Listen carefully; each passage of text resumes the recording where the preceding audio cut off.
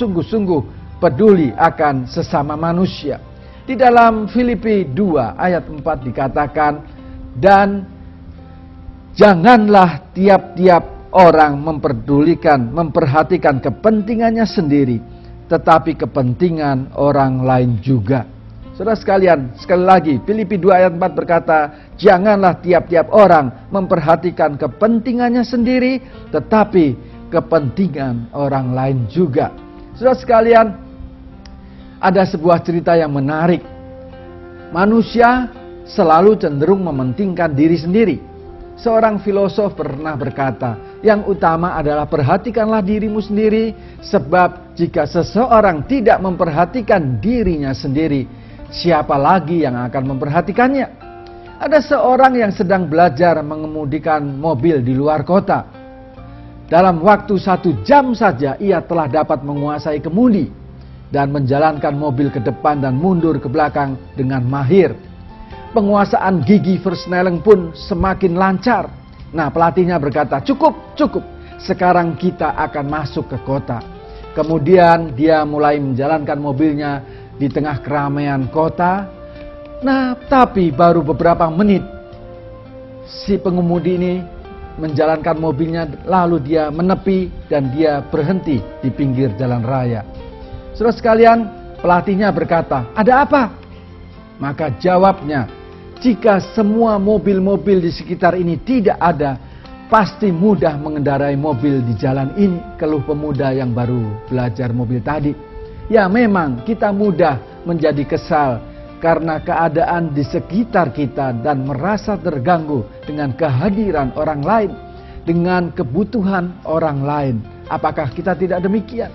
Nah, di hari kelahiran Yesus, Yusuf peduli kepada Maria, walaupun pada mulanya keadaan itu mengecewakannya, tetapi ia taat dan melakukan perintah Allah. Yusuf peduli kepada Yesus dengan mengasuh serta melindunginya.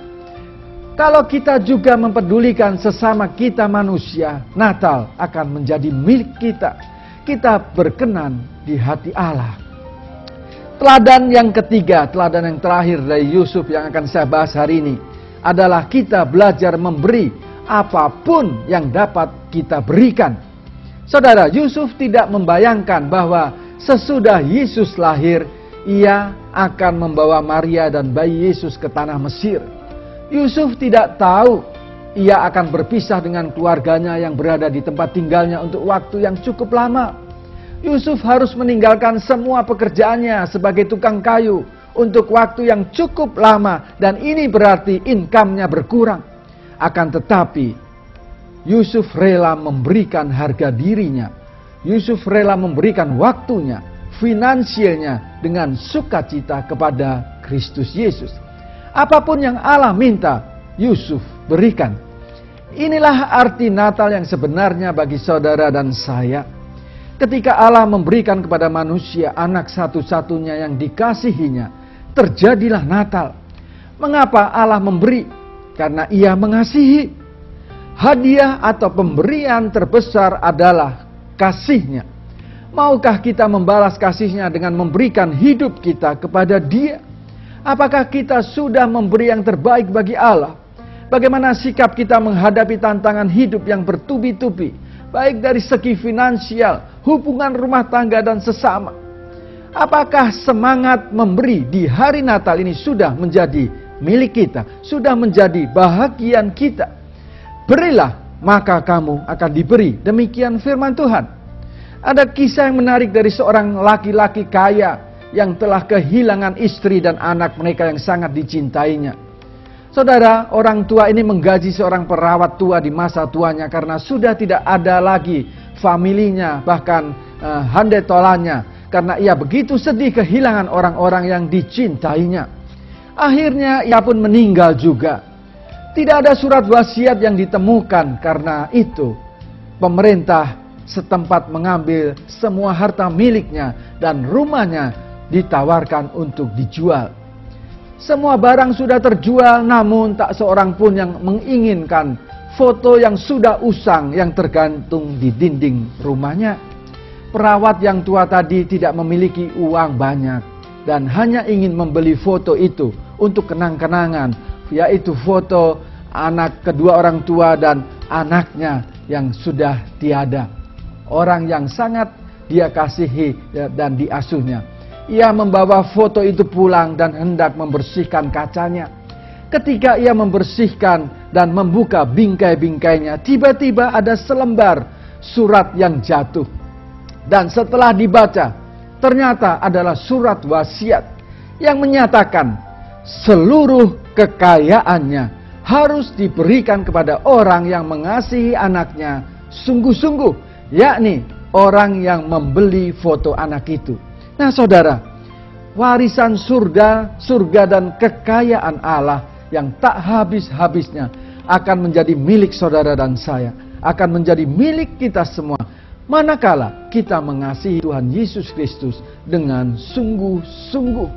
Marilah kita mengikuti 3 teladan yang diberikan oleh Yusuf di hari kelahiran Yesus, Juru Selamat dunia ini. Biarlah kita merenungkan firman Tuhan dan kita mau datang kepada Yesus di dalam doa kita dan kita membuat pengakuan kepada Yesus.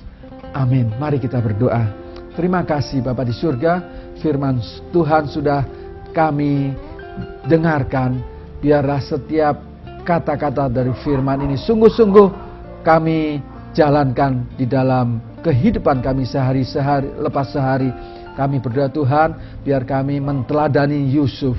Kami ingin Tuhan mengasihi Engkau dengan sungguh-sungguh. Kami ingin peduli kepada sesama kami manusia, dan kami ingin memberikan yang terbaik dari apapun yang kami miliki untuk Engkau Yesus.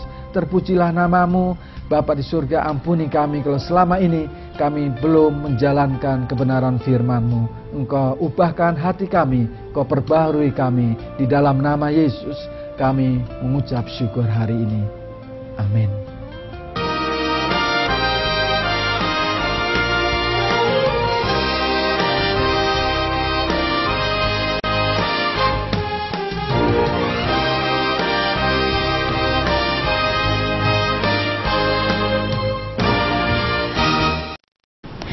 Saudara, kalau kita sudah mendengarkan firman Tuhan, ya, di mana Yusuf sudah memberikan teladan yang baik bagi kehidupan kita.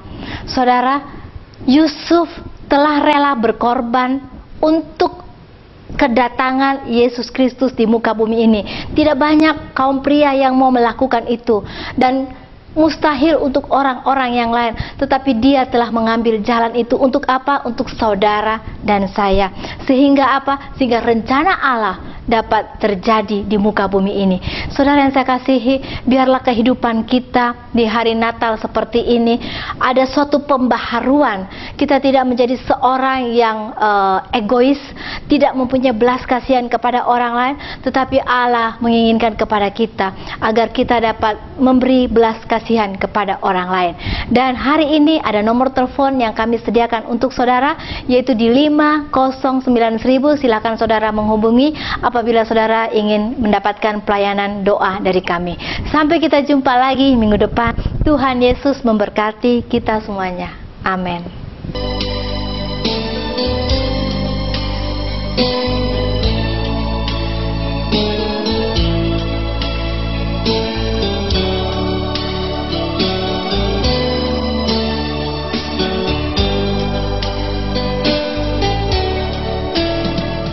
Karena begitu Allah cinta dunia, hingga diberikannya anaknya yang tunggal, supaya yang percaya jangan binasa, melainkan dapat hidup kekal.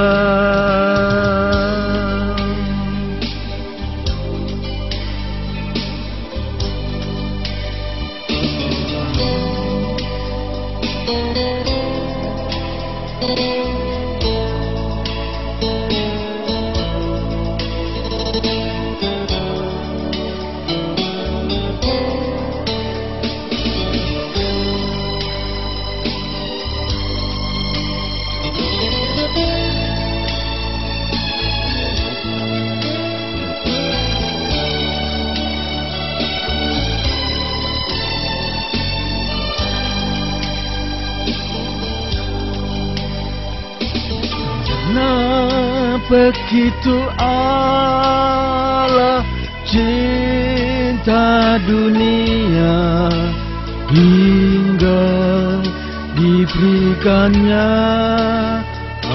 anaknya yang tunggal, supaya yang percaya jangan binasa, melainkan dapat hidup kekal.